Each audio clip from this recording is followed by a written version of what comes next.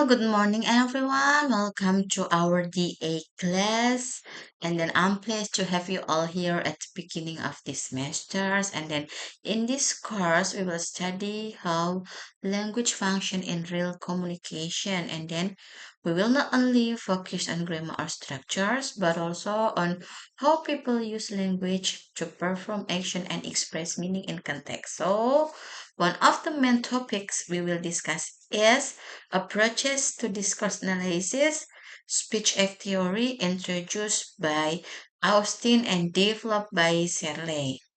Okay, this theory explained that every utterance has a purpose, such as requesting, promising, apologizing, or giving commands. And then we will also relate this theory to discourse analysis, which help us understand how meaning is created in different situations, including daily conversation and then media text and social interaction.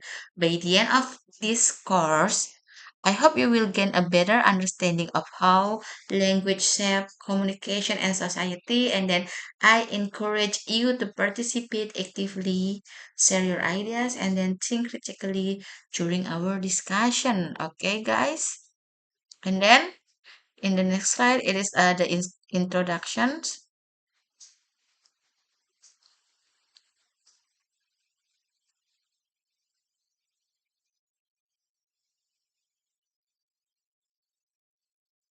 Okay, in introductions, uh, take a look at the blue one there.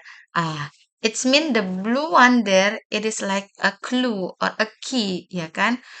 Di sini dijelaskan juga tentang speech act theory in the context. Maybe you can read by yourself first, ya.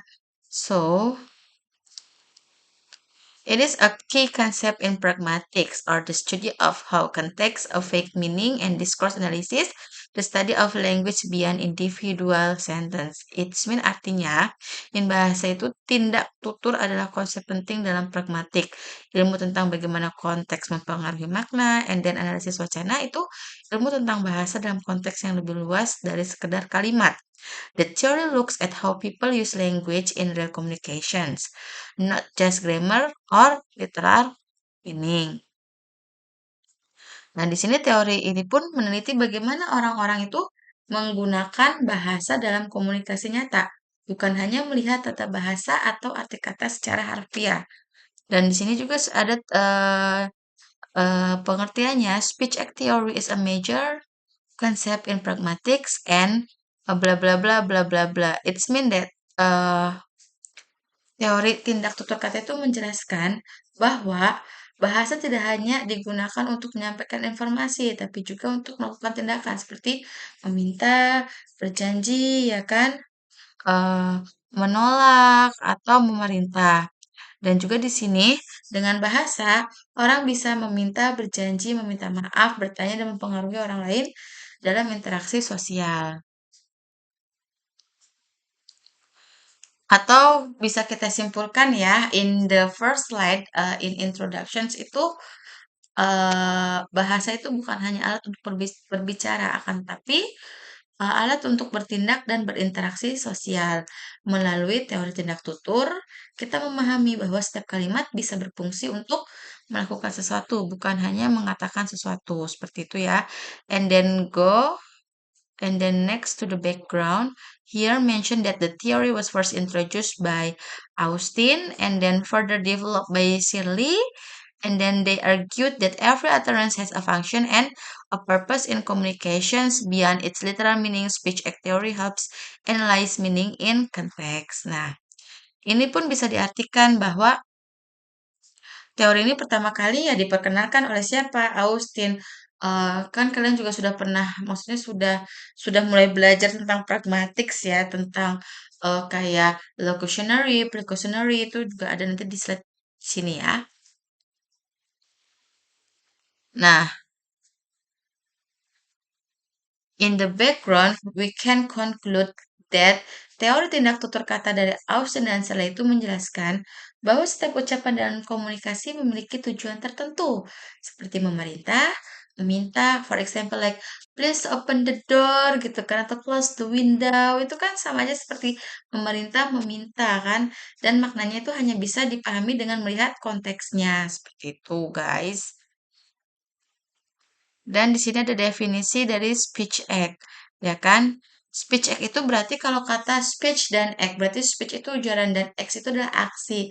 Nah, berarti for example di sini kan I already give you the example saying I apologize. It is not just stating something, but it is performs, ya kan? The act of apologizing, ya kan? Berarti mereka itu ketika bilang saya I apologize itu tidak tidak hanya mengucapkan saja, tapi juga ada tindakannya. For example, I apologize to you sambil memberikan coklat, giving chocolate, for example kayak gitu kan. And then the other example is when you saying, can you open the window? It's not asking about ability, but it is requesting an action. We need an action gitu kan. Itu adalah definisi speech act. Jadi speech act itu ada ujaran dan tindakan dilakukan pada saat bersamaan atau tindak tutur kata seperti itu ya. Dan in the next slide, it is the types of speech act by Austin. There is locutionary act, illocutionary act, prelocutionary act, ya kan? Di sini kalau locutionary itu literal meaning. The example, it's called here. And then illocutionary act, implied function requires to close, ya kan, request to close the window. And then di perlocutionary act itu effect on listener. Listener closes the window. Seperti itu. And then ini ada dari Shirley five categories. Maybe all of you can read by yourself ya. Ada assertive, directives, commissive, expressive, and declarations. Dan sudah ada contohnya juga bisa kalian baca sendiri ya guys ya. Dan ada relationship between speech act and discourse analysis. Jadi di sini speech act itu adalah mikro levelnya, lebih kepada sentence dan aksinya. Tapi kalau discourse analysis itu lebih ke makro, yang dimana dia menghubungkan antara teks, konteks, dan social meaning. Jadi lebih complicated ya, seperti itu.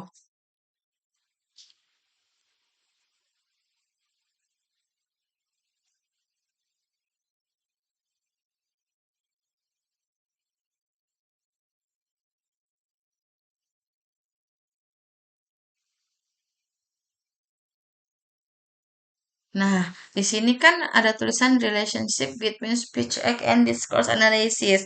Okay, before I give you the explanation, before I elaborate, okay, I give you time to what is that like read first and then setelah itu bisa kalian pahami apa sih yang dimaksud atau hubungan seperti apa. Nah, kalau speech act itu fokus utamanya itu lebih kepada makna tindakan dalam ujaran atau apa yang dilakukan lewat kata-kata.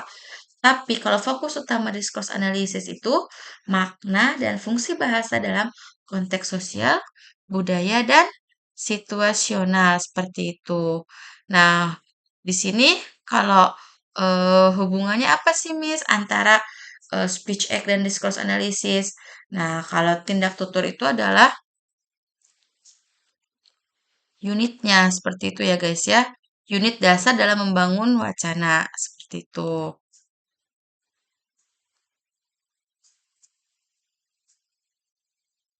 Dan tujuannya kalau speech act itu mengetahui maksud pembicara, memerintah, meminta, menyarankan. Tapi kalau discourse analysis dia lebih untuk mengetahui bagaimana bahasa itu menciptakan makna sosial dan kekuasaan. Nah, di sini kalau analisis wacana itu menjelaskan bagaimana tindak tutur kata bekerja dalam konteks sosial. Jadi, speech act itu merupakan komponen mikro dari wacana, sedangkan analisis wacana itu merupakan kerangka makro untuk memahami bagaimana tindak tutur berfungsi membentuk makna sosial. Seperti itu ya guys ya. Di sini juga sudah ada contohnya. It's getting cold here. Oh, I'll close the window. Illocutionary-nya apa? Illocutionary-nya berarti di sini A is asking indirectly for the windows to be closed. And then prelocutionary-nya apa? Seperti itu ya. Tapi kalau dilihat dari segi analisis discourse-nya itu lebih ke cooperative conversation and then pragmatic politeness, indirect speech act, and then social norms and interpersonal relationship seperti itu ya. Nah, di sini juga in discourse analysis, we use speech act theory to explain how meaning is created beyond literal words and then how speakers use indirect language to show politeness or social hierarchy, and then how language actions, speech act contribute to the coherence and function of a discourse. Nah, guys, di sini ada apa namanya, guys? Ada barcode yang bisa kalian apa tuh scan ya. Nah, ada barcode yang bisa kalian scan seperti itu. Nanti udah ada dijelaskan juga di sini ya, kayak framing. Nanti untuk discourse analysis, perspektif itu kalian bisa menjelaskan dari framing and authority-nya, managing criticism-nya, sharing responsibility-nya, atau ideological signals atau power relation or language action. Seperti itu ya guys ya. Nah, jadi di sini tuh saya ngambil dari Kompas dan ada utterance. Pokoknya kalau dalam speech act itu yang bisa kalian analisis adalah sebuah utterances-nya seperti itu ya. Kayak contohnya di sini utterance-nya Mr. Prabowo even counted the menu locutionary-nya stating menyatakan bahwa Presiden Prabowo itu personally ya dia menghitung sendiri gitu kan. Tapi kalau dalam illocutionary-nya apa?